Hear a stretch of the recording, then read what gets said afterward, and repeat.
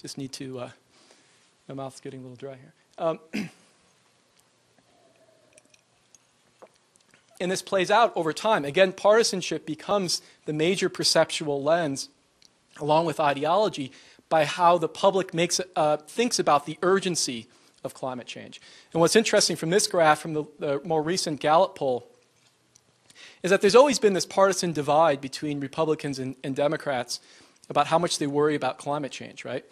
But what happened after the Clinton administration left office, suddenly Republicans have a lot stronger opinion leader cues from the Republican administration downplaying the urgency of climate change. And they no longer have cues from the administration in power that it is a serious question, it is a serious problem.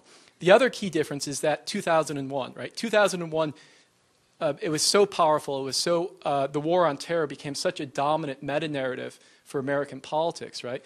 That the environment generally dropped in terms of levels of public concern, right? It displaced a lot of things. Also, the economy also kind of tanked and it didn't do as well. So the economy became more of a priority. All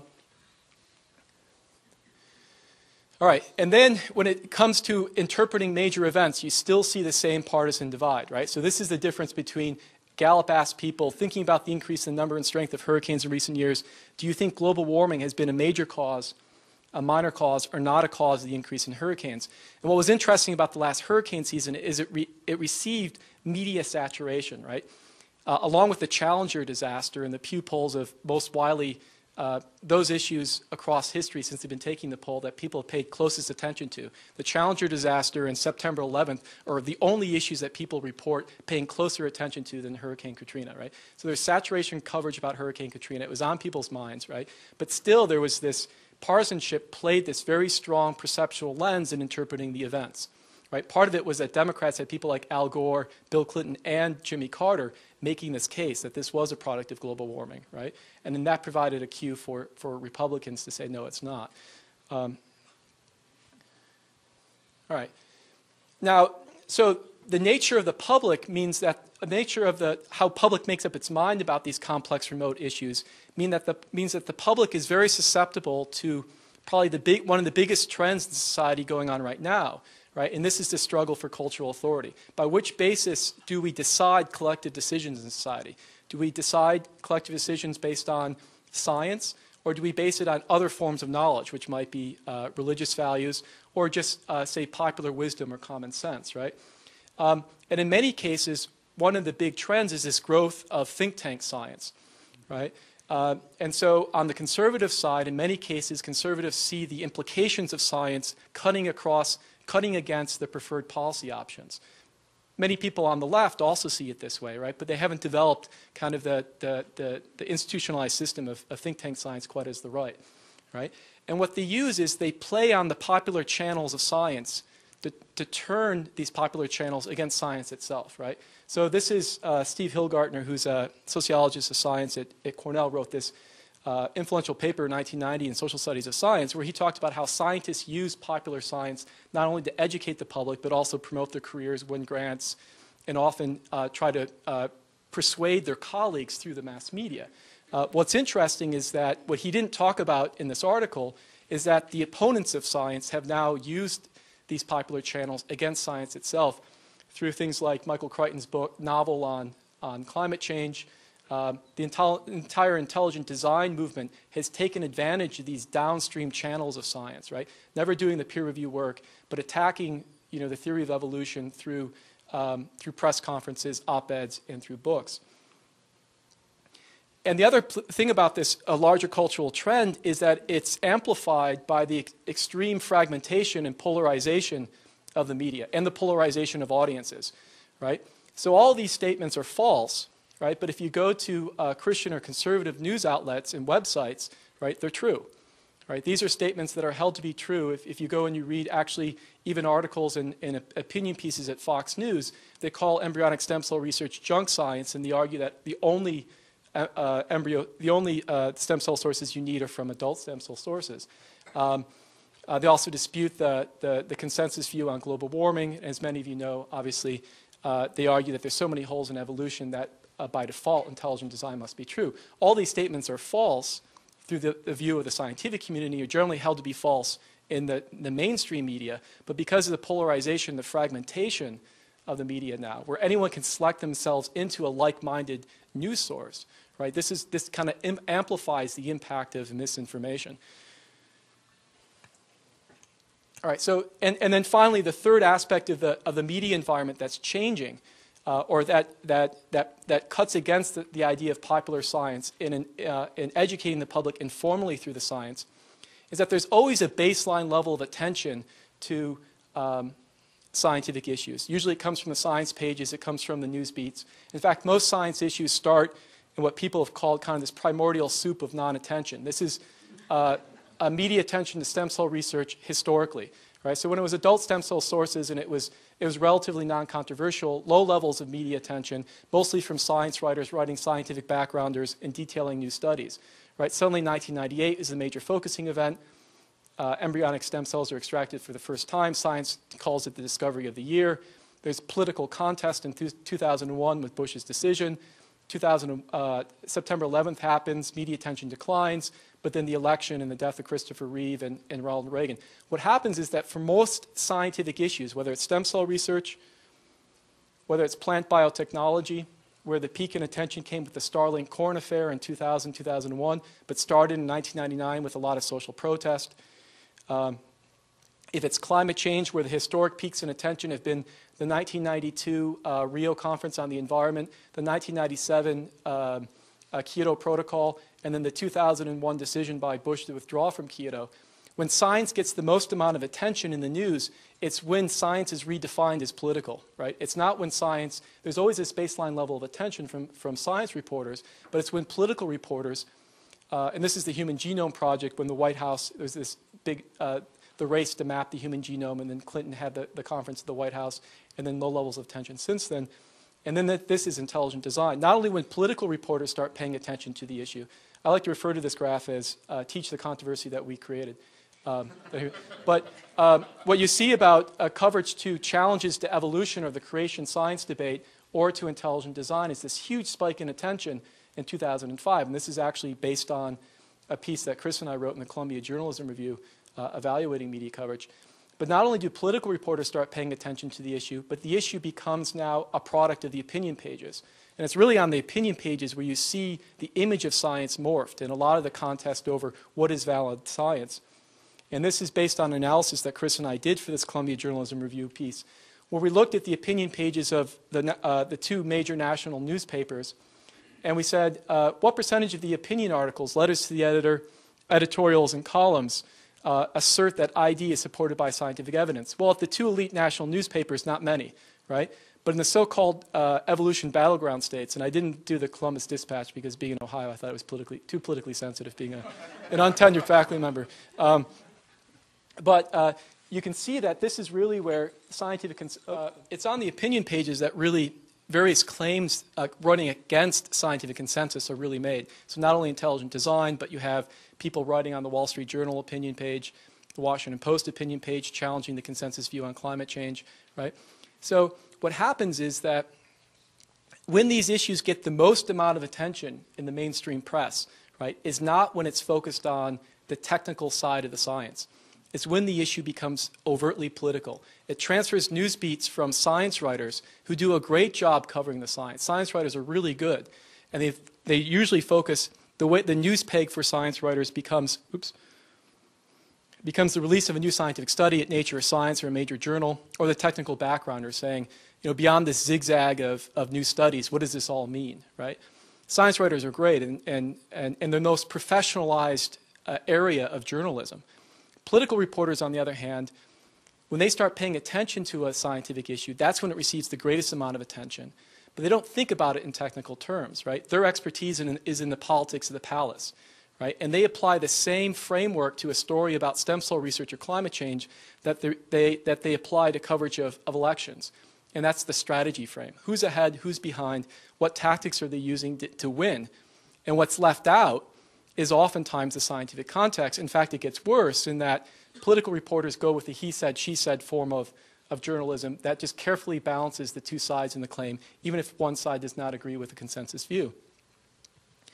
And the other thing that's lost in this type of in this transfer across news beats is that science writers sometimes have trouble figuring out what's the news peg for talking about the big policy questions. And Chris and I are working on a piece for Columbia Journalism Review. The reason I like working with Chris and writing for the Columbia Journalism Review is we're able to engage with journalists on these areas of research that I otherwise would publish just in a journal article and they may or may not see, but it raises a dialogue about these questions, right?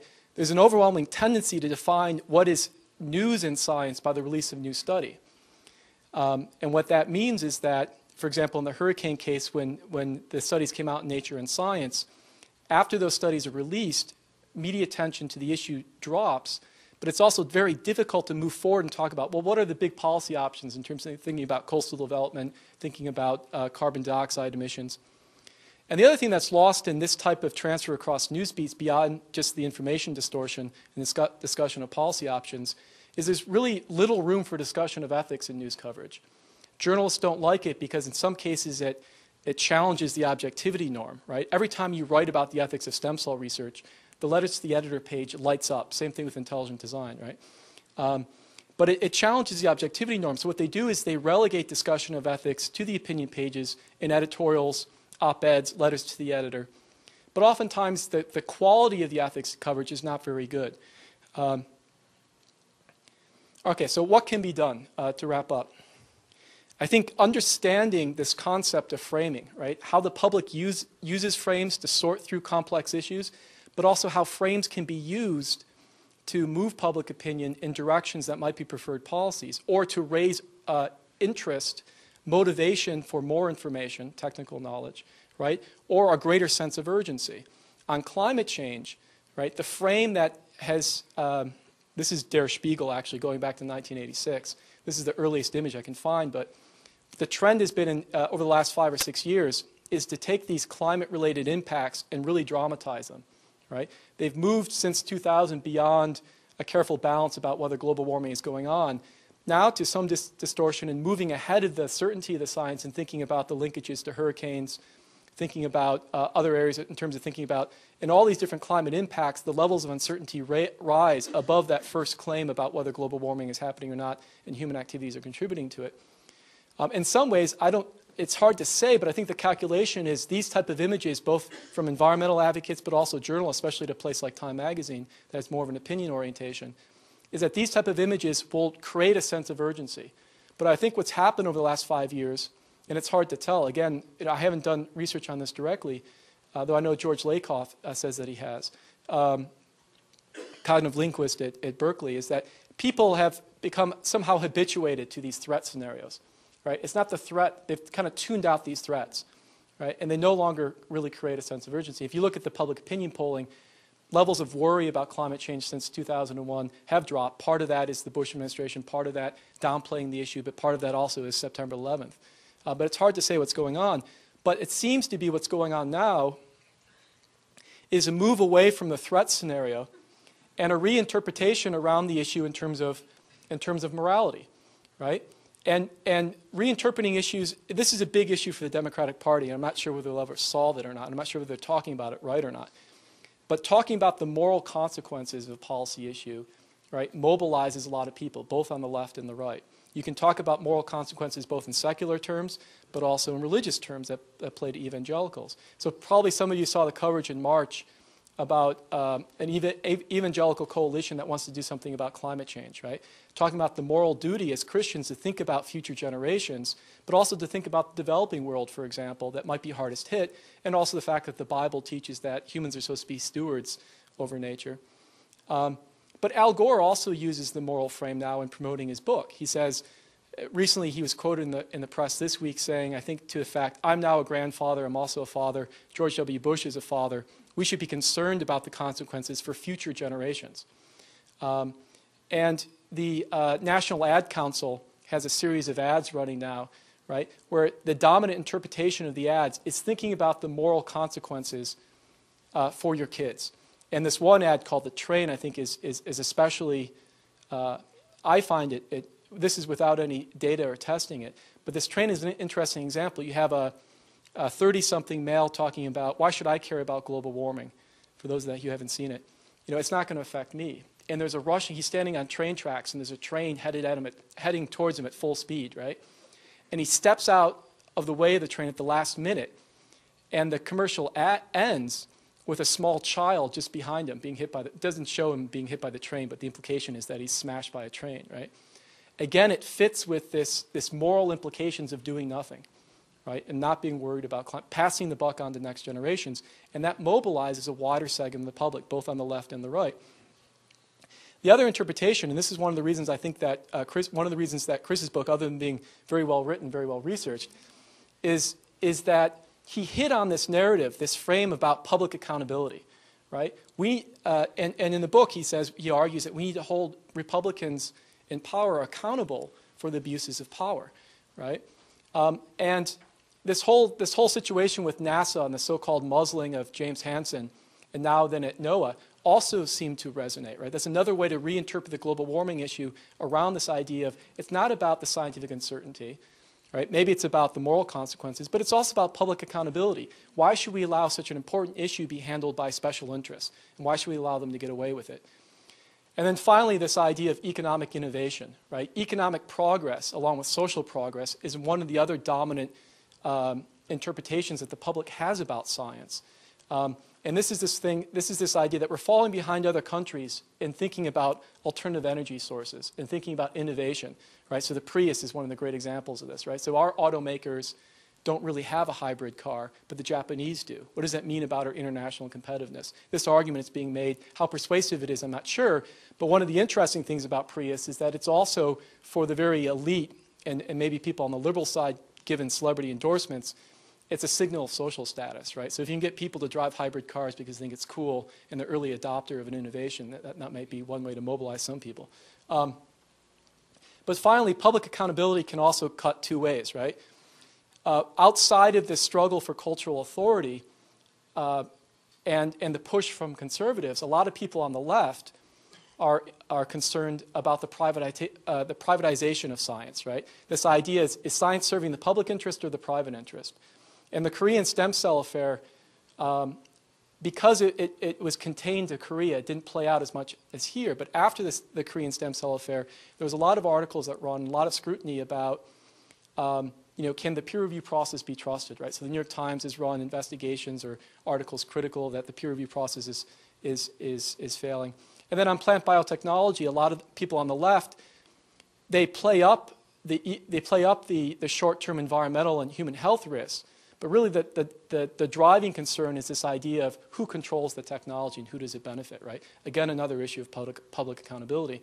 And in California, since Proposition 71 campaign, which was sold to the public not about science, but rather about this idea of social progress leading to cures and it's good for the economy of California, after it passed, it was successfully attacked in the courts around this public accountability interpretation, right? Not whether it was morally wrong or morally good, but rather, who's going to watchdog the scientists and how they handle this money, and they're just going to use it for their own self-serving interests. And that played on a lot of LA Times ran editorials, talking about this public accountability theme, right? That there needs to be some type of mechanism to hold scientists accountable for handling this money. Okay, so framing is important, but also good news coverage, solving this problem of the transfer across news beats, this idea that when a scientific topic does receive its widest mass media attention and reaches the mass public, it's not defined in terms of the technical nature of the science, but it's defined as a political game, or it's defined in terms of moral consequences on the opinion pages, right? How do we get beyond that? One way is, can we rethink what science news is? In some ways, there's an entire industry built around publicity for the release of a single study. But oftentimes that skews what science is about. It's a constantly moving target. So you have one study released in Health that says one thing, and then the next week another study says another thing. It's this constant zigzag, and context is lost. But defining science news as just about the release of a scientific study also makes it very difficult to move towards the big policy implications for that study. And there was a recent policy report released by the Royal Society in the UK that suggested when a new important study was released in Science or Nature, another leading journal, right? There will be a separate peer-reviewed piece that's released with it that talks about the policy implications. And perhaps, you know, it's interesting, perhaps that's one way to make the policy implications newsworthy. It allows the journalist to get beyond, it allows the journalist to go with something that says, I'm not making this story, but rather this was part of the release of the study, and I'm covering the policy implications and interviewing people about it. And one of the other ways to improve coverage is to increase the specialization of journalists. And part of this cuts against the economic trends in the media and the economic forces. But if the journalists really want to, and the news organizations really want to preserve their watchdog function on institutions, they need specialists that specialize not only in science coverage, but also the intersection between science and politics.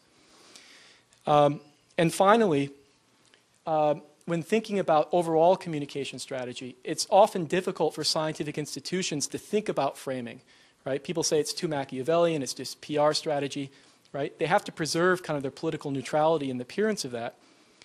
And also, it's very important to continue to invest heavily in popular science communication activities and science education, but maybe there needs to be a division of labor within the scientific community. Right? The normal scientific literacy emphasis in science education and popular science education efforts continue on, but also other institutions engage with PR strategists and other types of experts around this ideas of other ways of interpreting issues and reaching specialized segments that moves public opinion or increases motivation for information, right? Or changes attitudes on these short-term policy questions that are so important, such as stem cell research, climate change, and a lot of these intelligent design, for example. Thank you.